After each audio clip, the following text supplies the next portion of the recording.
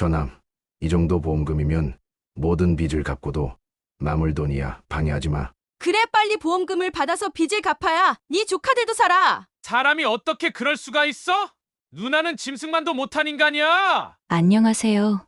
여러분의 따뜻한 이웃 정다운 사랑방입니다. 오늘은 한 아들이 보내온 너무나도 안타까운 사연을 들고 왔어요. 뇌졸중으로 쓰러지신 아버지를 모시던 중 누나 부부의 충격적인 계획을 알게 된 아들. 보험금 앞에서 무너진 가족의 신뢰를 이야기해보려 합니다. 여러분의 마음도 많이 아프시겠지만 끝까지 함께 해주세요. 안녕하세요. 저는 평범한 42세 회사원입니다. 그날도 평소와 다름없는 아침이었습니다. 출근 준비를 하면서 아버지께 전화드렸는데 항상 그러셨듯 건강하게 아침 운동을 다녀오시는 중이라고 하셨습니다. 저는 그때까지만 해도 우리 가족에게 이런 일이 생길 거라고는 상상도 못했습니다. 점심시간이 막 지났을 무렵이었습니다. 갑자기 걸려온 전화 한 통에 제 인생이 완전히 뒤바뀌게 될 줄은 몰랐습니다. 아버지가 자주 가시던 동네 공원에서 갑자기 쓰러지셨다는 연락이었습니다. 다행히 근처를 지나가던 이웃 주민이 빨리 발견하고 110 신고해 주셨다고 했습니다. 전화를 받자마자 온몸에 식은땀이 흘렀습니다. 상급 종합병원으로 이송 중이라는 말에 바로 회사를 뛰쳐나왔습니다. 그날따라 택시도 잡히지 않았고 신호등은 전부 빨간불이었습니다. 달리는 지하철 안에서 가슴이 터질 것 같았습니다. 병원에 도착했을 때 아버지는 이미 중환자실로 옮겨진 후였습니다. 의사 선생님의 설명은 청천벽력과도 같았습니다. 뇌졸중이었고 상태가 매우 위중하다고 했습니다. 앞으로 수개월의 치료가 필요할 거라는 말씀에 멍하니 서 있을 수밖에 없었습니다. 얼마 뒤 누나와 매형도 병원에 도착했습니다. 누나는 눈물을 훔치며 아버지를 걱정하는 모습이었고 매형도 안타까워하는 표정이었습니다. 의사 선생님은 수술이 필요하다고 했습니다. 뇌 안의 혈전을 제거하는 시술이었는데 비용이 만만치 않았습니다. 보험으로 처리되는 부분도 있었지만 거액의 치료비가 필요했습니다. 가족 회의를 하면서 처음으로 불편한 기운을 느꼈습니다. 매형은 자신들도 아이들 교육비 때문에 여유가 없다며 한숨을 쉬었고 누나는 묘하게 치료비 명세서에 집착하는 모습을 보였습니다. 결국 제가 모든 치료비를 부담하기로 했습니다. 적금을 해약하고 아버지의 완쾌만을 바라며 최선을 다했습니다. 수술은 성공적이었지만 의사 선생님은 앞으로가 더 중요하다고 하셨습니다. 재활 치료가 필수적이었고 수문의 시간 누군가의 보살핌이 필요한 상황이었습니다. 중환자실에서 일반 병실로 옮기신 후 아버지의 상태는 조금씩 호전되기 시작했습니다. 말씀은 어눌하셨지만 의식은 점점 선명해지셨고 손발도 조금씩 움직일 수 있게 되셨습니다. 하지만 이런 희망적인 변화 속에서도 제 마음 한구석이 불안했습니다. 누나와 매형의 병문안이 점점 뜸해지고 있었기 때문입니다. 처음에는 매일같이 오던 발걸음이 사흘에 한 번, 일주일에 한 번으로 줄어들었습니다. 바쁘다는 핑계였지만 뭔가 이상한 느낌을 지울 수가 없었습니다. 특히 매형이 병원비 영수증을 몰래 살펴보던 모습이 자꾸 눈에 걸렸습니다. 한 달여간의 입원 생활이 끝나갈 무렵 퇴원 후의 생활에 대한 논의가 시작되었습니다. 누나는 아이들 교육 때문에 바빠서 아버지를 모시기 힘들다고 했습니다. 중학생과 초등학생인 조카들의 학원 스케줄이 빽빽해서 누나도 정신이 없다고 했습니다. 결국 제가 아버지를 제 집으로 모시기로 결정했습니다. 처음에는 막막했습니다. 혼자 살던 원룸에서 급하게 이사를 해야 했고 아버지께서 지내시기 편한 환경을 만들기 위해 많은 준비가 필요했습니다. 침대를 구하고 화장실에 안전바를 설치하고 미끄럽지 않은 매트를 깔고 하나하나가 새로운 도전이었습니다. 가장 큰 문제는 아버지를 돌봐주실 요양보호사를 구하는 일이었습니다. 스문의 시간 케어가 필요한 상황이라 교대 근무가 가능한 분을 찾아야 했습니다. 여러 요양보호사 소개소를 통해 면접을 보고 겨우 박은주 선생님을 만나게 되었습니다. 박은주 선생님은 50대 후반의 따뜻한 미소를 가진 분이셨습니다. 20년 넘게 요양보호사로 일하셨다고 했습니다. 첫 만남에서부터 전문적인 지식과 경험이 느껴졌고 아버지를 대하는 태도도 정성스러웠습니다. 아버지도 박 선생님을 많이 마음에 들어 하셨습니다. 하지만 회사 생활과 간병을 병행하는 것은 쉽지 않았습니다. 아침에 출근하기 전 아버지의 상태를 확인하고 점심시간마다 전화로 안부를 묻고 퇴근 후에는 아버지와 함께 재활운동을 하는 것이 일상이 되었습니다. 주말에는 아버지를 모시고 병원에 가서 재활치료를 받았습니다. 업무 시간에도 마음이 항상 집에 가 있었습니다. 갑자기 걸려오는 전화에 가슴이 철렁하기도 했고 중요한 회의 중에도 아버지 생각에 집중하기 어려울 때가 많았습니다. 다행히 회사에서 제 상황을 이해해 주셔서 야근은 최대한 피할 수 있었습니다. 박은주 선생님은 정말 큰 도움이 되었습니다. 아버지의 약 복용 시간을 꼼꼼히 체크하시고 식사도 건강식으로 준비해 주셨습니다. 재활운동도 전문적으로 도와주셨고 아버지의 작은 변화도 세세하게 기록해 두셨습니다. 무엇보다 아버지를 친부모처럼 정성껏 보살펴 주시는 모습이 감동이었습니다. 시간이 지나면서 아버지의 상태도 조금씩 좋아지셨습니다. 처음에는 휠체어 없이는 움직이기 힘드셨는데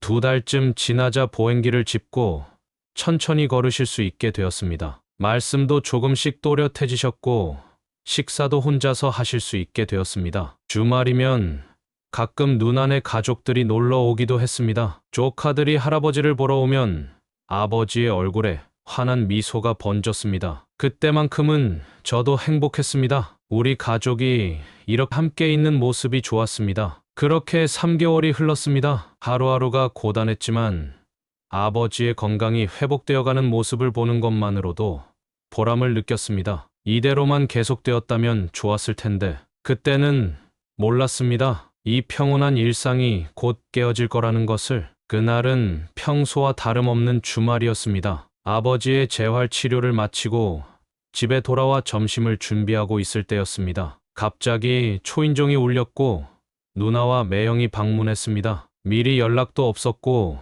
주말에 오는 경우도 거의 없었기에 의아했습니다. 거실에 앉아 이야기를 나누는데 누나가 뜻밖의 제안을 했습니다. 자신들이 아버지를 모시고 싶다는 것이었습니다. 갑작스러운 제안에 저는 당황스러웠습니다. 지금까지 바쁘다며 발걸음도 뜸했던 누나였기에 이해가 되지 않았습니다. 매형은 자신들의 형편이 나아졌다고 했습니다. 부동산 개발 사업이 잘 풀려서 경제적으로 여유가 생겼다며 이제는 아버지를 모실 수 있는 상황이 되었다고 설명했습니다. 새로 이사한 집도 넓고 공기도 좋다면서 아버지의 건강에도 더 좋을 거라고 했습니다. 박은주 선생님은 그날따라 유독 침묵하셨습니다. 평소 밝고 활기찬 목소리로 의견을 내시던 분이 그날은 계속 고개를 숙이고 계셨습니다. 제가 선생님의 의견을 여쭤보자 조심스럽게 말씀하셨습니다. 지금 이대로가 좋을 것 같다고.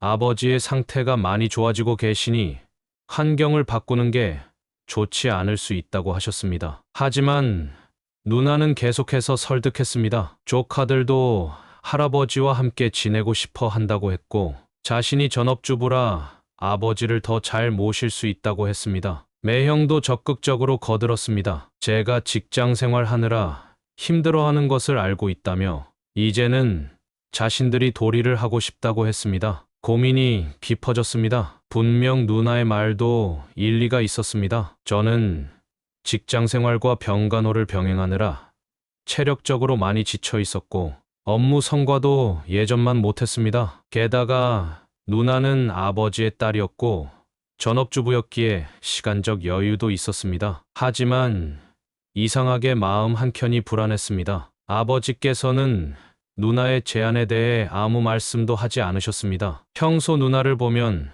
환하게 웃으시던 아버지께서 그날은 계속 창밖만 바라보고 계셨습니다. 박은주 선생님의 걱정스러운 눈빛도 마음에 걸렸습니다. 그날 밤 잠을 이루지 못했습니다. 창밖을 바라보며 오랫동안 생각에 잠겼습니다. 아버지를 잘 모시는 것, 그것만이 제 유일한 바람이었습니다. 누나의 제안이 정말 아버지를 위한 것일까? 이런저런 생각이 꼬리를 물었습니다. 다음 날 아침 아버지께 여쭤봤습니다. 누나네 집으로 가고 싶으신지. 하지만 아버지는 여전히 말씀이 없으셨습니다. 그저 제 손을 꼭 잡고 계실 뿐이었습니다. 그 따뜻한 손길이 지금도 생생합니다. 결정을 내리기까지 일주일이 걸렸습니다. 그 시간 동안 누나는 매일같이 전화를 걸어왔고 매형도 수시로 연락을 했습니다. 결국 저는 그들의 진심을 믿기로 했습니다. 이사를 준비하는 내내 마음이 무거웠습니다. 아버지의 짐을 정리하면서도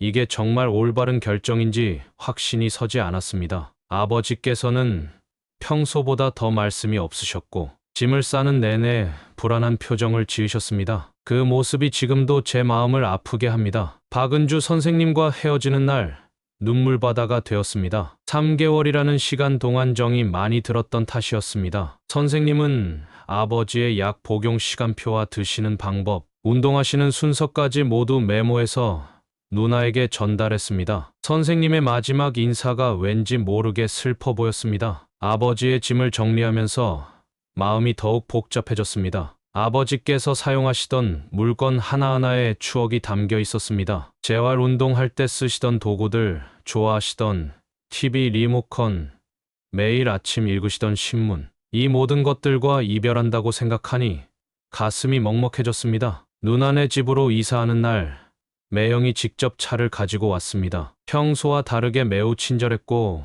아버지의 짐을 하나하나 정성스럽게 옮겼습니다. 휠체어를 차에 싣고 약봉지를 챙기고 아버지의 옷가지를 정리하는 모습이 마치 영화의 한 장면 같았습니다. 차에 오르시는 아버지의 뒷모습이 유난히 외로워 보였습니다. 평소 꼿꼿하시던 아버지의 어깨가 처음으로 축 늘어진 것을 보았습니다. 제 가슴 한켠이 찢어지는 것 같았지만 이것이 아버지를 위한 최선의 선택이라고 스스로를 위로했습니다. 누나네 집은 확실히 넓고 좋았습니다. 아버지께서 지내실 방도 햇빛이 잘 들어왔고 화장실도 가까웠습니다. 매형이 자랑하던 대로 공기도 좋았고 주변 경관도 아름다웠습니다. 조카들도 할아버지가 오신다고 좋아했고 처음에는 모든 것이 완벽해 보였습니다. 짐을 정리하고 아버지의 방을 세팅하는 동안 누나는 매우 세심하게 챙기는 모습을 보였습니다. 아버지가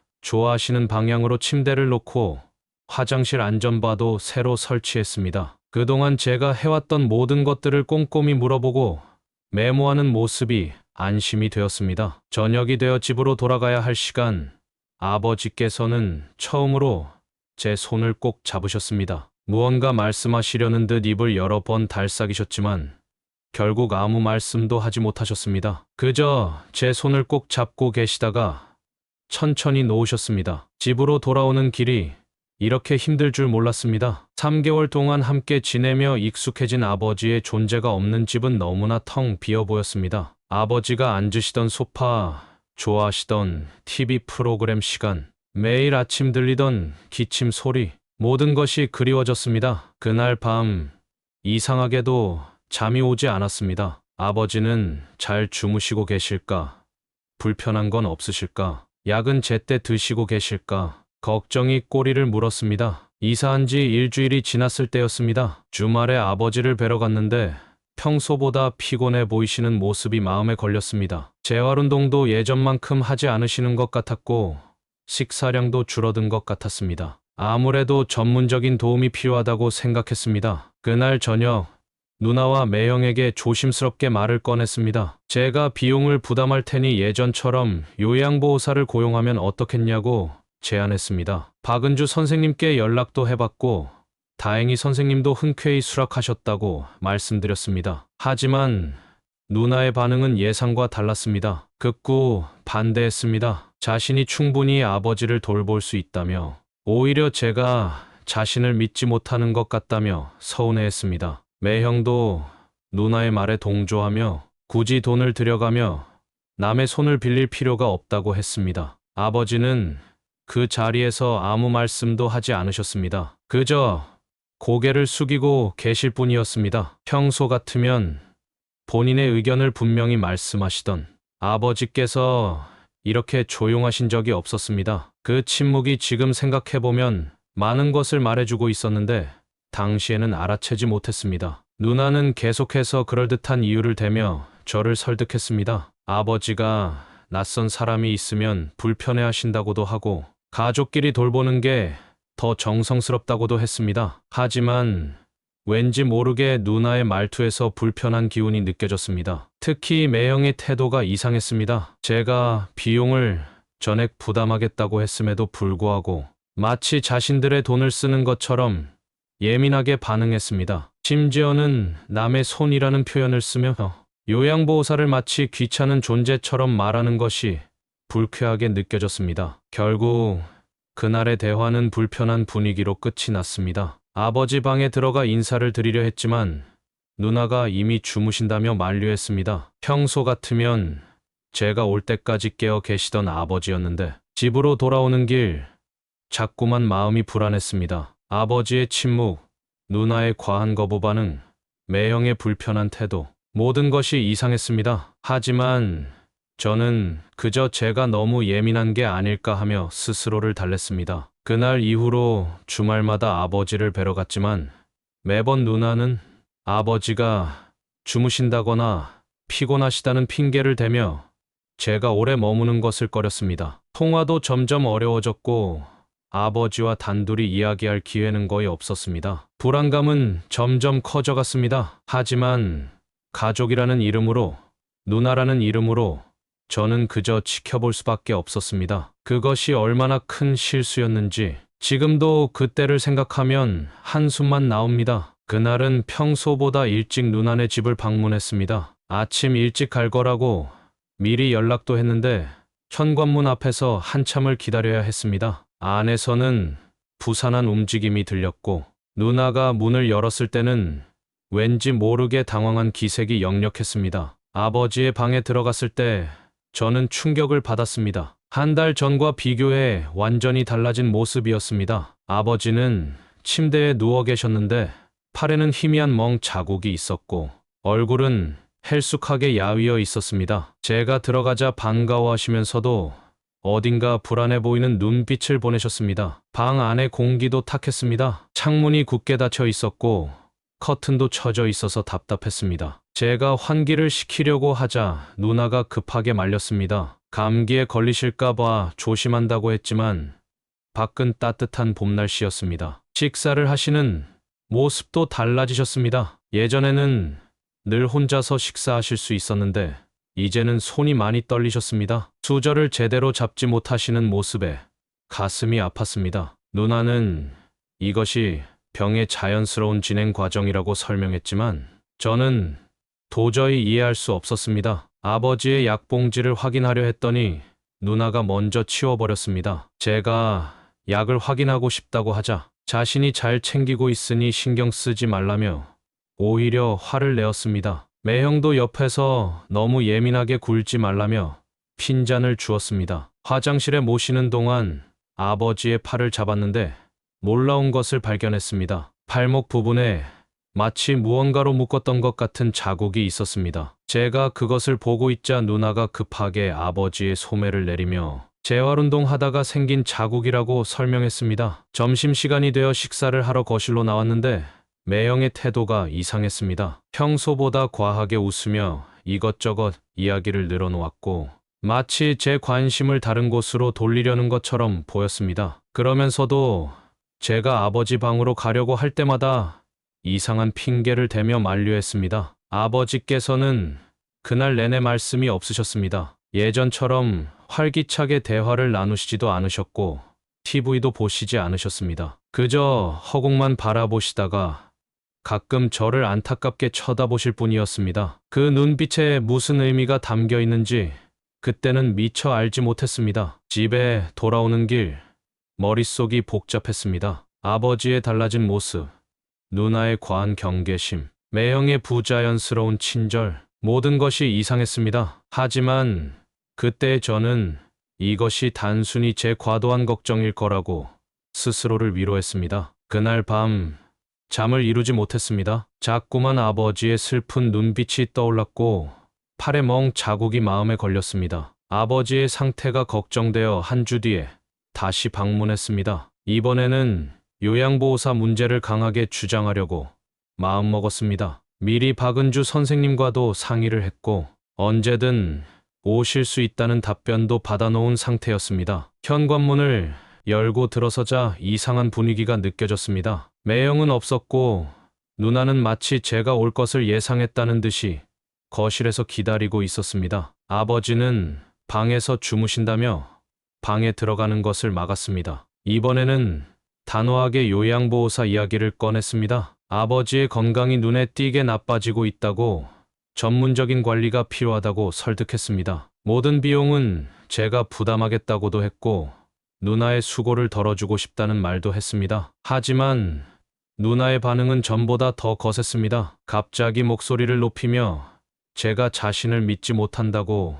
소리를 질렀습니다. 심지어는 제가 아버지를 빼앗으려 한다는 말도 했습니다. 그동안 한 번도 보지 못했던 누나의 모습이었습니다. 그때 매형이 들어왔습니다. 상황을 파악하더니 저를 서재로 불러들였습니다. 그리고는 조용히 하지만 이협적인 어조로 말했습니다. 이제 아버지는 자신들의 책임이니 더 이상 참견하지 말라고, 자꾸 이러면 아예 못 오게 할 수도 있다고 했습니다. 순간 소름이 돋았습니다. 매형의 말투에서 단순한 협박 이상의 무언가를 느꼈습니다. 아버지에 대한 그들의 태도가 마치 소유물을 다루는 것 같았습니다. 그제서야 이 모든 상황이 매우 심각하다는 것을 깨달았습니다. 거실로 나오니 누나는 이미 아버지 방 앞을 가로막고 서 있었습니다. 잠깐이라도 뵙고 가겠다는 제 말에도 완강히 거부했습니다. 그러다 제가 조금이라도 앞으로 나서려 하면 경찰에 신고하겠다며 협박까지 했습니다. 결국 그날은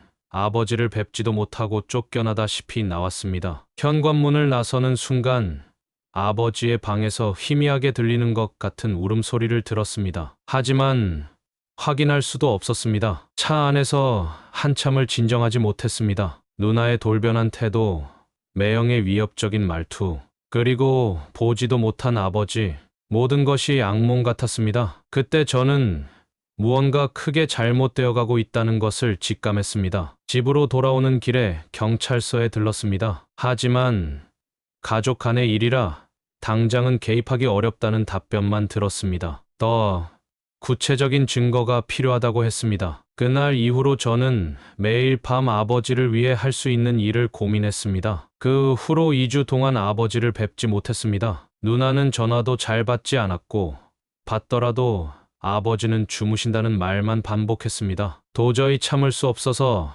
퇴근 후 누나네 집을 찾아갔습니다. 현관문을 열어준 매형의 표정이 안 좋았습니다. 하지만 이번에는 제가 물러설 수 없었습니다. 강하게 아버지를 뵙게 해달라고 요구했고 그제서야 마지못해 아버지 방으로 안내했습니다. 방문을 열자마자 숨이 멎는 것 같았습니다. 한 달 전만 해도 휠체어를 타고 거실을 다니시던 아버지께서 이제는 침대에 누워 겨우 숨만 쉬고 계셨습니다. 얼굴은 파리해지셨고 눈은 푹 꺼져 있었습니다. 2주 만에 이렇게까지 상태가 나빠질 수 있다는 게 믿기지 않았습니다. 아버지의 손을 잡았는데 마치 얼음장 같았습니다. 손목은 여위어서 뼈만 남아 있었고 팔에는 주사 자국처럼 보이는 멍이 여러 개 있었습니다. 병원에서 퇴원하신 후로 주사 치료를 받은 적이 없다는 것을 알기에 그 자국들이 더욱 의심스러웠습니다. 누나는 계속해서 변명을 늘어놓았습니다. 아버지가 갑자기 식사를 거부하셔서 그렇다고도 하고 병세가 원래 이렇게 진행되는 거라고도 했습니다. 방 안을 둘러보니 더 이상한 점들이 눈에 들어왔습니다. 아버지가 늘 베고 계시던 베개가 사라져 있었고 좋아하시던 라디오도 보이지 않았습니다. 대신 낯선 약병들이 서랍장 위에 늘어서 있었는데 누나는 제가 그쪽을 보려고 할 때마다 시선을 돌리게 만들었습니다. 매형은 그 시간 내내 방 밖에서 서성거렸습니다. 마치 제가 무슨 일을 벌일까봐 감시하는 것 같았습니다. 가끔 방 안을 들여다보며 어서 나가라는 듯한 눈빛을 보냈고 누나와 눈빛을 주고받는 모습도 보였습니다. 아버지께서는 저를 보시고 희미하게 미소 지으셨지만 말씀을 제대로 하시지 못했습니다. 손가락을 조금씩 움직이시며 무언가 말씀하시려 했지만 누나가 피곤하시다며 저를 재촉해 방에서 나가게 했습니다. 나오는 길에 화장실에 들렀는데 변기 옆 휴지통에서 낯선 약봉지를 발견했습니다. 자세히 보려 했지만 매형이 갑자기 들어와 저를 재촉했습니다. 그들의 행동 하나하나가 수상쩍기만 했습니다. 그날 밤 집으로 돌아와 처음으로 울었습니다. 속수무책으로 아버지가 망가져가는 모습을 지켜볼 수밖에 없다는 것이 너무나 고통스러웠습니다. 이틀 뒤 다시 아버지를 뵈러 갔습니다. 이번에는 미리 연락도 하지 않았습니다. 다행히 누나가 현관문을 열어주었고 무슨 일이 있어도 아버지를 뵙겠다는 제 의지를 보이자 마지못해 허락했습니다. 아버지의 방에 들어서자 지난번보다 더 야위신 모습에 가슴이 아팠습니다. 그래도 저를 보시자 반가워하셨고 힘겹게 손을 들어 제 손을 잡으려 하셨습니다. 누나가 잠시 전화를 받으러 나간 그 짧은 순간 예상치 못한 일이 벌어졌습니다. 아버지께서 갑자기 제 손을 꼭 잡으셨습니다. 그리고는 떨리는 손으로 무언가를 제 손바닥에 쥐어주셨습니다. 작은 종이를 접은 것 같았습니다. 아버지의 눈빛이 간절했습니다. 말로 표현할 수는 없었지만 그 눈빛에서 절박함이 느껴졌습니다. 침착하게 행동했습니다. 화장실에 다녀오겠다고 양해를 구하고 나왔습니다. 화장실에 들어가자마자 떨리는 손으로 종이를 폈습니다. 삐뚤빼뚤한 글씨로 쓰여진 내용을 보는 순간 온몸에 식은땀이 흘렀습니다. 살려줘. 네 누나가 나를 죽이려고 해. 매일 밤 이상한 약을 먹여. 장서방이 자꾸 이상한 주사를 놔. 도와줘. 글씨가 흔들려 알아보기 힘들었지만 그 내용은 충격적이었습니다. 아버지께서 그동안 얼마나 힘드셨을지, 얼마나 무서우셨을지 생각하니 눈물이 났습니다. 하지만 지금은 울 때가 아니었습니다. 종이를 주머니에 넣고 나오는데 복도에서 매형과 마주쳤습니다. 매형은 제가 화장실에서 나오는 것을 이상한 눈초리로 쳐다보았습니다. 당황하지 않으려 애썼지만 심장이 터질 것 같았습니다. 아버지 방으로 돌아와 최대한 평소와 같이 행동하려 노력했습니다. 하지만 이제는 달라 보였습니다. 아버지 곁에 수상한 약병들, 누나의 과도한 간호, 매형의 불안한 눈빛, 모든 것이 공포스러웠습니다. 집으로 돌아오는 길, 머릿속이 복잡했습니다. 경찰에 신고를 해야 할지 아니면 다른 방법이 있을지. 하지만 확실한 증거가 없었습니다. 쪽지 하나로는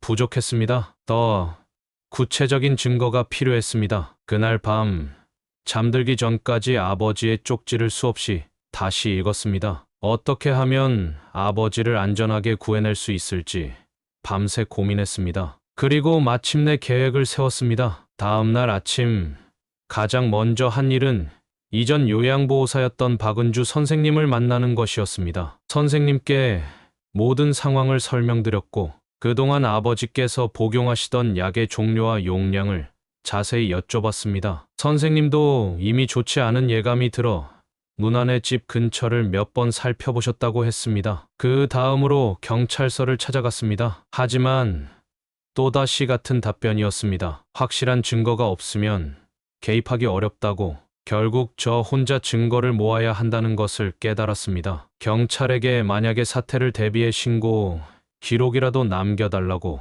부탁드렸습니다. 집으로 돌아와 계획을 세웠습니다. 먼저 제 휴대폰의 녹음 기능을 설정했습니다. 긴급 SOS 버튼을 누르면 자동으로 녹음이 시작되고 제 휴대폰으로 전화가 걸리도록 만들었습니다. 여러 번 테스트해보면서 완벽하게 작동하는지 확인했습니다. 그리고 아버지께 전달할 작은 휴대폰을 준비했습니다. 오래된 제 보조 휴대폰이었는데 버튼 하나만 누르면 제 전화로 연결되도록 설정했습니다. 배터리가 오래가도록 다른 모든 기능은 차단했고 소리도 나지 않게 했습니다. 다음 날 아버지를 뵈러 갔습니다. 누나와 매형의 감시를 피해 잠깐의 시간을 만들어야 했습니다. 다행히 점심시간이 되어 누나가 식사 준비를 하러 나갔고 매형은 잠시 전화를 받으러 밖으로 나갔습니다. 그 짧은 시간 동안 아버지께 최대한 빨리 설명드렸습니다. 휴대폰의 SOS 버튼 위치, 누르는 방법, 그리고 제 전화로 연결된다는 것까지. 아버지는 힘없이 고개를 끄덕이셨지만 눈빛만은 또렷하셨습니다. 휴대폰은 베개 밑에 조심스럽게 숨겨두었습니다. 이제 기다리는 일만 남았습니다. 매일 밤 휴대폰을 손에서 놓지 못했고 항상 긴장된 상태로 지냈습니다. 혹시라도 아버지께 무슨 일이 생기면 즉시 달려갈 수 있도록 차키도 항상 준비해 두었습니다. 박은주 선생님도 수시로 연락을 주고받았습니다. 선생님은 누나네 집 근처를 자주 지나다니시면서 수상한 점이 있는지 살펴보겠다고 하셨습니다. 특히 매형이 약국을 자주 들락거린다는 것을 목격하셨다며 이 사실도 기록해 두었습니다. 그렇게 이틀이 지났습니다. 아무런 연락이 없었지만 오히려 그것이 더 불안했습니다. 아버지께서 무사하신 걸까? 휴대폰은 잘 작동하고 있을까? 혹시 발각되지는 않았을까? 온갖 걱정이 마음을 무겁게 눌렀습니다. 그날 밤 11시경이었습니다. 잠자리에 들려던 찰나 휴대폰으로 걸려온 한 통의 전화가 제 인생을 완전히 바꿔놓았습니다. 아버지께서 설정해둔 SOS 전화였습니다. 녹음이 자동으로 시작되었고 제 귀에는 지금도 잊을 수 없는 소리들이 들려왔습니다. 누나의 목소리가 가장 먼저 들렸습니다. 평소와는 전혀 다른 차갑고 날카로운 목소리였습니다. 아버지께 약을 먹으라고 강요하는 소리였습니다. 매형도 거기 있었습니다. 그들은 서로 말을 주고받았고 그 내용 하나하나가 모두 녹음되고 있었습니다. 옷도 제대로 못 갈아입은 채 차에 올랐습니다. 한밤중이라 다행히 도로가 막히지는 않았습니다. 동시에 경찰에도 신고했습니다. 미리 해둔 신고 기록이 있었기에 이번에는 경찰도 즉시 출동하겠다고 했습니다. 전화로 계속 들려오는 소리가 점점 더 위험해졌습니다. 아버지께서 신음하는 소리, 약을 억지로 먹이려는 소리, 매형이 주사를 준비하는 소리, 창문 밖으로 보이는 신호등이 모두 초록불이기를 간절히 빌었습니다. 누나네 집 주차장에 도착했을 때 이미 경찰차 2대가 대기하고 있었습니다. 조용히 올라가려는 찰나 아버지의 비명소리가 들렸습니다. 더 이상 기다릴 시간이 없었습니다. 경찰과 함께 재빨리 집으로 향했습니다. 현관문을 열고 들어간 순간 충격적인 광경이 펼쳐졌습니다. 아버지는 침대에 누워 계셨고 누나는 약병을 들고 있었으며 매형은 주사기를 손에 쥐고 있었습니다. 그들의 표정에서는 공포와 당황스러움이 동시에 묻어났습니다. 하지만 이미 늦었습니다. 아버지의 맥박이 점점 약해지고 있었습니다. 구급차를 불렀지만 병원으로 이송하는 동안 아버지는 결국 그렇게 생을 마감하셨습니다. 제가 할 수 있는 것이라고는 차가워진 아버지의 손을 잡고 울기만 하는 것뿐이었습니다. 녹음된 파일에는 모든 것이 담겨 있었습니다. 누나가 아버지께 약을 강요하는 소리, 매형이 위협하는 소리, 그리고 그들이 나누는 대화, 뇌졸중을 악화시키는 약물을 의도적으로 투여했다는 사실이 명백히 드러났습니다. 경찰은 즉시 누나와 매형을 체포했습니다. 그들은 끝까지 발뺌했지만 이미 모든 증거가 확보된 후였습니다. 아버지의 방에서는 수상한 약물들이 대거 발견되었고 매형의 차에서도 불법 약물이 나왔습니다. 그날 밤의 기억은 지금도 생생합니다. 차가운 빗방울이 내리는 가운데 구급차의 사이렌 소리가 울리고 경찰차의 불빛이 번쩍이던 모습, 그리고 체포되어가는 누나의 모습을 바라보며 이 모든 것이 현실이 아니기를 바랐습니다. 하지만 이것은 현실이었고 이제 시작에 불과했습니다. 경찰 수사는 철저하게 진행되었습니다. 제가 제출한 녹음 파일은 디지털 포렌식 팀의 분석을 거쳤고 어떠한 조작도 없는 원본이라는 것이 증명되었습니다. 누나와 매형의 대화, 아버지의 신음 소리, 약물을 강요하는 순간까지 모든 것이 선명하게 담겨 있었습니다. 부검 결과는 더욱 충격적이었습니다. 아버지의 혈액에서 뇌졸중 증상을 악화시키는 약물이 다량 검출되었습니다. 법의학 전문의는 이 약물이 지속적으로 투여되었다는 소견을 냈고 이는 사망의 직접적인 원인이 되었다고 밝혔습니다. 박은주 선생님의 증언도 결정적이었습니다. 선생님은 자신이 돌보시던 당시의 아버지 상태와 투약 기록을 모두 가지고 계셨습니다. 아버지 방에서 발견된 약병들도 모두 분석되었습니다. 뇌졸중 치료제라고 속이고 투여한 약물들은 실제로는 증상을 악화시키는 것들이었습니다. 전문의들은 이런 약물들을 복합적으로 투여할 경우 치명적일 수 있다고 증언했습니다. 이웃들의 증언도 이어졌습니다. 야간에 집에서 들리는 신음 소리를 들었다는 진술, 아버지의 비명 소리를 들었다는 진술들이 잇따랐습니다. 심지어 한 이웃은 매형이 늦은 밤 수상한 봉투를 들고 들어가는 것을 여러 차례 목격했다고 진술했습니다. 누나의 휴대폰에서는 더 충격적인 내용이 발견되었습니다. 매형과 주고받은 메시지에는 아버지를 없애버릴 방법을 구체적으로 논의한 내용들이 있었습니다. 심지어 약물 투여 시간과 용량까지 꼼꼼히 기록해 두었습니다. 매형의 컴퓨터도 압수수색 대상이 되었습니다. 거기서 발견된 인터넷 검색 기록은 소름이 끼쳤습니다. 뇌졸중 악화 약물, 발각되지 않는 독극물, 자연사로 위장하는 방법 등 모든 것이 계획적이었다는 것이 명백해졌습니다. 수사가 진행될수록 그들의 범행은 더욱 치밀하게 계획된 것이었음이 드러났습니다. 하지만 그들은 한 가지를 간과했습니다. 아버지의 필사적인 의지와 그것을 알아챈 제 마지막 시도를, 그리고 그것이 결국 그들의 범행을 밝히는 결정적인 증거가 되었다는 것을. 체포된 누나의 모습은 충격적이었습니다. 평소에 단정하고 우아한 모습은 온데간데 없이 사라졌고, 경찰서에서는 히스테리적으로 소리를 지르며 모든 것을 부인했습니다. 하지만 이제는 더 이상 숨길 수 없는 증거들이 모두 드러난 후였습니다. 매형은 더 비열했습니다. 체포된 직후부터 모든 책임을 누나에게 돌리기 시작했습니다. 자신은 아내의 강요에 못 이겨 어쩔 수 없이 가담했다고 진술했습니다. 그동안 누나를 위해 모든 것을 했다던 매형의 배신은 차라리 아버지를 해친 것보다 더 충격적으로 다가왔습니다. 수사가 진행되면서 더 충격적인 사실들이 드러났습니다. 누나 부부는 아버지가 돌아가시기 몇 년 전 몰래 고액의 생명보험에 가입해 두었습니다. 보험금 수령인은 당연히 누나였고, 금액은 제가 상상할 수 있는 것보다 훨씬 컸습니다. 그들은 아버지의 목숨을 돈으로 환산했던 것입니다. 경찰은 매형의 사무실도 압수수색했습니다. 거기서 발견된 서류들은 또 다른 충격을 안겨주었습니다. 부동산 개발 사업이 실패해 막대한 빚을 지고 있었고, 그들은 이미 파산 직전이었습니다. 아버지의 보험금이 그들의 마지막 희망이었던 것입니다. 누나의 휴대폰에서 발견된 추가 증거들은 더욱 끔찍했습니다. 아버지가 돌아가시기 전부터 장례식장을 알아보고 있었고, 심지어는 화장터까지 예약해 두었습니다. 그들은 처음부터 이 모든 것을 계획하고 있었던 것입니다. 가장 큰 충격은 그들의 집에서 발견된 일기장이었습니다. 누나는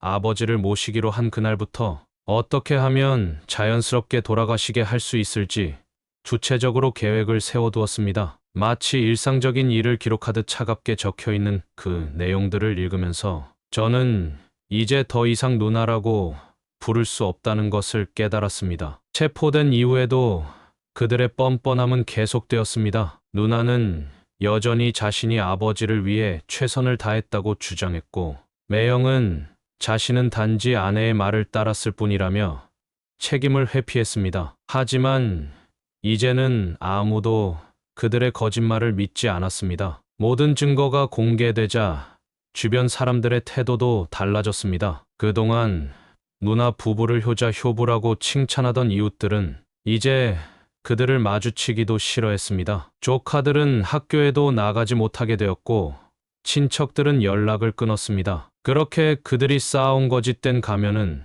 완전히 붕괴되었습니다. 남은 것은 차가운 감옥의 철창과 영원히 씻을 수 없는 폐륜의 기록뿐이었습니다. 첫 재판이 열리던 날, 법정에 들어서는 순간부터 가슴이 무거웠습니다. 검은 옷을 입은 누나와 매형이 피고인석에 앉아있는 모습은 마치 악몽 같았습니다. 하지만 이제는 그들이 저지른 일에 대한 대가를 치러야 할 시간이었습니다. 검사의 모두 진술은 강력했습니다. 치밀하게 계획된 존속살해, 보험금을 노린 계획적 범행, 약물 투여를 통한 지속적 학대, 하나하나가 최고형을 피할 수 없는 죄목이었습니다. 증거물이 제시될 때마다 방청석에서는 탄식이 흘러나왔습니다. 제가 증인으로 나섰을 때는 목소리가 떨렸습니다. 하지만 아버지를 위해 반드시 해야 할 일이었습니다. 그동안 있었던 모든 일을 진술했습니다. 아버지의 달라진 모습, 수상한 징후들, 그리고 마지막으로 받았던 그 절절한 쪽지까지. 재판장은 묵묵히 듣고 있었지만 그 표정에서 분노가 느껴졌습니다. 법의학 전문의의 증언은 더욱 결정적이었습니다. 아버지의 혈액에서 검출된 약물들의 종류와 양, 그것이 얼마나 고통스러운 죽음을 유발했는지 전문가의 증언을 들으며 저는 눈물을 참을 수 없었습니다. 박은주 선생님도 증인으로 나오셨습니다. 선생님은 떨리는 목소리로 아버지를 돌보시던 당시의 상황과 누나, 부부의 수상한 행동들을 상세히 증언해 주셨습니다. 결정적인 증거는 녹음 파일이었습니다. 법정에 울려 퍼진 그 날의 기록. 누나가 아버지께 약물을 강요하는 소리, 매형이 주사를 준비하는 소리, 그리고 아버지의 마지막 신음 소리까지. 방청석의 모든 사람들이 충격에 빠졌습니다. 변호인의 변론은 설득력이 없었습니다. 심신미약을 주장하려 했지만 이미 드러난 증거들 앞에서는 무의미했습니다. 계획적이고 지속적인 범행이었다는 것이 명백했기 때문입니다. 선고 공판이 열리던 날, 법정은 긴장감으로 가득했습니다. 재판장은 엄중한 목소리로 판결을 읽어내렸습니다. 누나에게는 무기징역, 매형에게는 징역 30년이 선고되었습니다. 존속살해와 보험사기 미수, 약물 투여를 통한 학대 등 모든 혐의가 인정되었습니다. 선고가 끝난 후 누나는 오열하며 쓰러졌습니다. 매형은 여전히 누나에게 책임을 전가하려 했지만 이제는 아무도 그의 말을 듣지 않았습니다. 그들은 서로를 원망하며 법정을 나섰고 그것이 제가 본 마지막 모습이었습니다. 장례식은 조용하게 치렀습니다. 많은 친척들이 찾아와 슬픔을 나눴지만 누나의 이름은 아무도 꺼내지 않았습니다. 마치 처음부터 없었던 사람처럼 우리 가족에게서 그들의 존재는 완전히 지워졌습니다. 아버지의 유품을 정리하면서 많이 울었습니다. 평소 즐겨 읽으시던 신문들, 꼼꼼하게 기록해 두신 가계부, 그리고 제 어린 시절 사진들까지 하나하나가 아버지의 온기를 간직하고 있는 것만 같았습니다. 특히 아버지의 일기장을 발견했을 때는 가슴이 찢어지는 것 같았습니다. 일기장 마지막 페이지에는 떨리는 글씨로 쓰여진 내용이 있었습니다. 민우야, 아빠가 너무 늦게 알았구나. 하지만 넌 끝까지 아빠를 지켜주려 했다. 고맙다. 그 글을 읽는 순간 그동안 참아왔던 눈물이 봇물처럼 쏟아졌습니다. 조카들의 보호자 문제로 고민이 많았습니다. 결국 매형의 동생 부부가 맡아주기로 했습니다. 아이들은 아무 잘못이 없었기에 최소한 안정된 환경에서 자랄 수 있도록 해주고 싶었습니다. 가끔 아이들과 연락하며 지내고 있지만 아직도 그들의 눈빛에서 슬픔이 느껴집니다. 박은주 선생님은 지금도 자주 찾아오십니다. 선생님께서는 그때 상황을 더 빨리 알아채지 못한 것을 자책하셨지만 오히려 제가 위로를 드렸습니다. 선생님의 증언이 없었다면 이 사건의 진실은 영원히 밝혀지지 못했을지도 모릅니다. 이제 저는 새로운 삶을 시작하려 합니다. 회사를 옮겼고 집도 이사했습니다. 너무나 많은 기억이 담긴 곳에서는 더 이상 살 수 없을 것 같았습니다. 하지만 아버지의 사진은 여전히 제 방에 걸려 있습니다. 매일 밤 아버지를 뵐 때마다 죄송하다는 말씀을 드립니다. 때때로 누나를 용서해야 하는지 고민합니다. 하지만 아직은 그럴 수 없습니다. 어쩌면 평생 그들을 용서하지 못할지도 모릅니다. 그저 이제는 그들과 완전히 다른 삶을 살아가는 것만이 제가 할 수 있는 전부입니다. 최근에는